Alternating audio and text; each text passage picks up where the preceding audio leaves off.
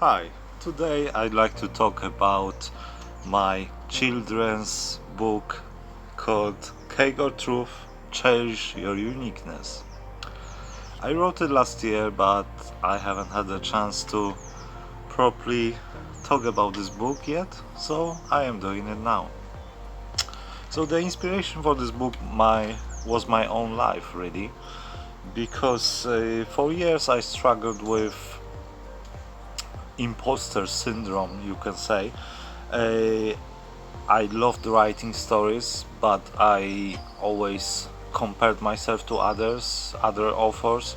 I couldn't really find my own voice, also I thought. Yes, I wasn't in tune with my heart, and I was writing from my head and from thinking what should be written instead of what I felt and following my heart. So this is Cake or Truth, Cherish Your Uniqueness.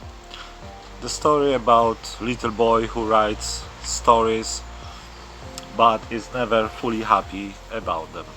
And then he meets this guy, the fox.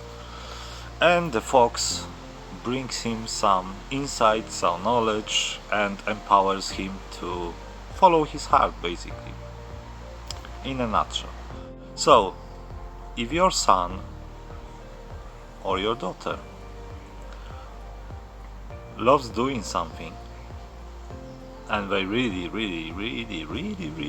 love doing that because that comes from their heart, but for some reason they don't fully believe in themselves, they think that other kids do those things that they love better, then I highly recommend read this to your child, and or let your child read it themselves and immerse themselves in the story and see themselves in the story.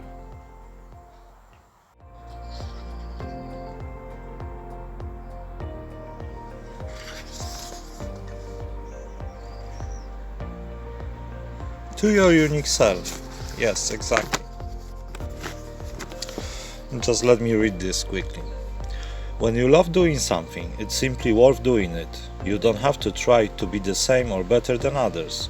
You don't even have to look for your own style. Your own style is already in you. You are your own original style, said the fox. And maybe I'll read the first page too. The boy finished reading through the story he had written and shook his head with disappointment. He loved imagining things and creating stories, but so often thought that the books his parents gave him were way better than the stories he wrote. The one he had just finished was about a smart, peculiar-looking fox. When facing a challenge, the fox always knew what to say and what to do about it.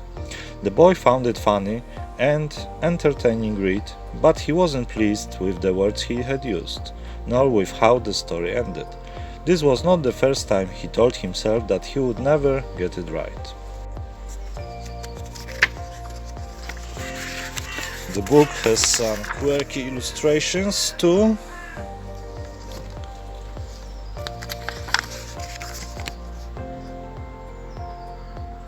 I've also illustrated it.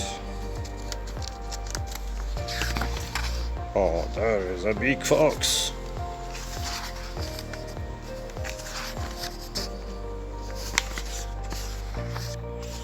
Oh. Cake or Truth. So, if you decide to purchase it and give it a try, read it, then please remember to post a review on my Amazon page. The link to the purchase is in the description, because I'd love to know what you think. I'd love to know what was your experience with this book. Plus, it gives me a chance to reach more readers with a taste like yours and your children's.